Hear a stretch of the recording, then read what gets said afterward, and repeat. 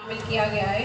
पहला है हमारा नामांतरण। इसमें जो समय सीमा से बाहर हो गए नामांतरण है और जो नवीन नामांतरण है वो आप करेंगे। इसमें हर पटवारी को जाके गांव में बीवन वाचन करना है और नए जो पौती नामांतरण के आवेदन जो लोग रह गए हैं उनके आवेदन करके पौती नामांतरण कराना है। दूसरा है बंटवारा। बंटवारे में भी हम समय सीमा के अंतर्गत से जो बाहर हो गए हैं वो वाले बंटवारा करेंगे और जो नवीन आवेदन आएंगे राजस्व महाअभियान के दौरान उनका निराकरण करेंगे। तीसरा है अभिलेख दुरुस्ती। ऐसे सारे केस जिनमें 6 महीने से अधिक समय सीमा से टाइम हो गया है सुधार के आवेदन, ऐसे आवेदनों का निराकरण किया जाएगा। चौथा है सीमांकन। सभी राजस्व निरीक्षक सीमांकन प्रकरणों का त्वरित निराकरण की कार्रवाई करेंगे।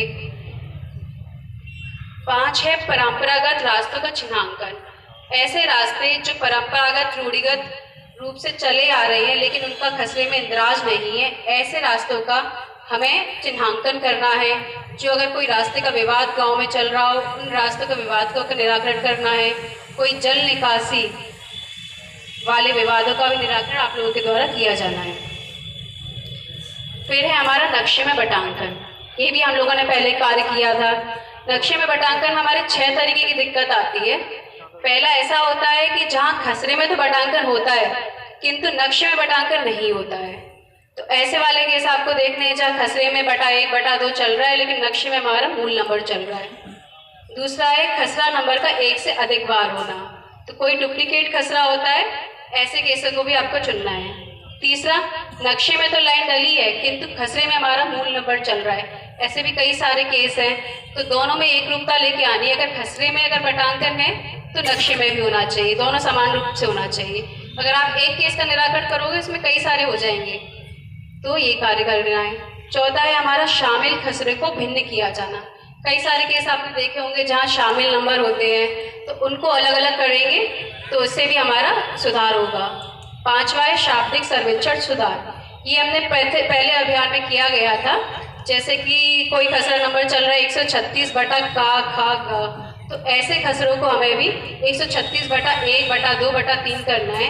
ये पटवारी की आईडी से होगा, आगे जाके एसडीएम साहब की आईडी पर पुश होगा, तो पहले पटवारी को करना है।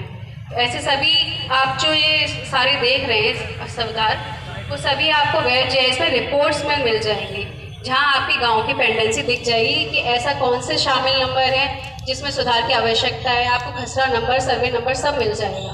सभी लोग वेब जीआईएस पे जाकर अपनी अपनी रिपोर्ट गांव की डाउनलोड कर लें कि आपको किन सर्वे नंबर पर काम किया जाना है, कहाँ आपकी कितनी पेंडेंसी है। सातवां सबसे इम्पोर्टेंट है आधार से आरओआर खसरे की लिंकिंग। तो ये काम अभी हम पहले वाले अभियान में भी कर रहे थे कि खसरे की लिंकिंग वाला कार्य, जिसमें हम सभी लोग बहुत पीछे रह गए थे। ये कार्य हमें सर्वेयर की मदद लेकर सभी गाँव में कंप्लीट करना है। वहाँ अपन को आधार कार्ड लेकर किसान की खसरे जब जमीन है उसकी लिंकिंग का कार्य करना है। सभी ने पहले भी किया हुआ है। 8वां है फार्मर रजिस्ट्री। फार्मर रजिस्ट्री अभी हमारे यहाँ नहीं आई है, तो फार्मर रजिस्ट्री में हर किसान की एक आईडी जनरेट होगी जिसे फार्मर आईडी कहेंगे हम लोग। फार्मर आईडी में अभी हम सभी किसानों का जितनी भी जमीन है उसके भले कहीं और गाँव में हो, ऐसी जमीनों को उस फार्मर से लिंक करना है। इसके लिए सभी सर्वेयर को भुगतान भी किया जाएगा। अगर अतिरिक्त खसरे आप जोड़ रहे हो इसके लिए अतिरिक्त पैसा भी दिया जाएगा, तो इसमें भुगतान का भी इशू है। तो ये फार्मर आईडी का कार्य सर्वेयर द्वारा किया जाना है। जहां फार्मर आईडी जनरेट करने में कोई दिक्कत होगी तो वो उस आईडी की रिक्वेस्ट पटवारी के पास जाएगी, तो पटवारी भी उस आईडी को अप्रूव कर सकेगा। 9वां है पीएम किसान सैचुरेशन। पीएम किसान में चूंकि कई सारे किसानों को हम ऑलरेडी पीएम किसान का लाभ दिए जा रहे हैं, किंतु अभी भी कुछ ऐसे किसान हैं जिनको लाभ देने से वंचित रह गए हैं। अभी विगत कुछ समय से पटवारी द्वारा तो पीएम किसान का कार्य किया जा रहा था, किंतु वो आगे एक्सएमएल जनरेशन के बाद में दिक्कत आ रही थी, आगे वो पुश नहीं हो पा रहा था। तो अभी वैसे सबको सूचित भी किया हुआ है। अब जो नए किसान हैं जिनका आप पंजीयन करेंगे उनका पटवारी को पंजीयन नहीं करना है, उन्हें सेल्फ रजिस्ट्रेशन के माध्यम से पंजीयन किया जाना है। सेल्फ रजिस्ट्रेशन के बाद पंजीयन होने के उपरांत वो तहसीलदार की आईडी पर आएगा अप्रूवल के लिए, जिसे पटवारी अपनी रिपोर्ट लगा कर तहसीलदार को देंगे, जिससे उक्त हितग्राही को हम अप्रूव कर सके। दूसरा, जो कुछ ऐसे अपात्र हितग्राही हैं पीएम किसान में, जो अब फौत हो गए हैं या किसी कारणवश उनको अपात्र किया जाना है, कृपया ऐसे भी सभी किसानों की सूची अपने अपने संबंधित तहसीलदार नायब तहसीलदार को दे दें, जिससे अपात्र हितग्राहियों को पोर्टल से हटाया जा सके। तीसरा है लंबित ई-केवाईसी। पहले हमने बात की थी जमीन की ई-केवाईसी की, अब हम बात कर रहे हैं पीएम किसान की ई-केवाईसी। ऐसे कई किसान हैं जिनकी ई-केवाईसी ना होने के कारण उनको पीएम किसान योजना का लाभ नहीं मिल पा रहा है, तो कृपया यह सुनिश्चित कर लें कि जिन जिन किसानों का पीएम किसान में ई-केवाईसी नहीं हुआ है उनकी ई-केवाईसी करा लें।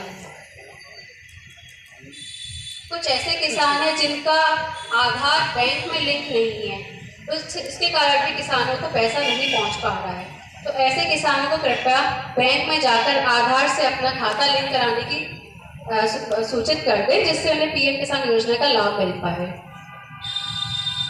अंतिम अपना जो राजस्व अभियान का पॉइंट है वो है स्वामित्व। इसमें कुछ ऐसे हमारे गांव रह गए हैं, 20 गांव पूरे जिले के, जहां हमारी ग्राउंड ट्रूथिंग ही नहीं हुई है, तो कृपया सभी ऐसे पटवारी जहां ग्राउंड ट्रूथिंग का कार्य शेष रह गया है वह कार्य कर लें। ग्राउंड ट्रूथिंग के बाद आरओआर का कार्य रहता है, प्रथम प्रकाशन और द्वितीय प्रकाशन। कृपया उक्त कार्रवाई को भी राजस्व अभियान के अंतर्गत पूर्ण कर लें।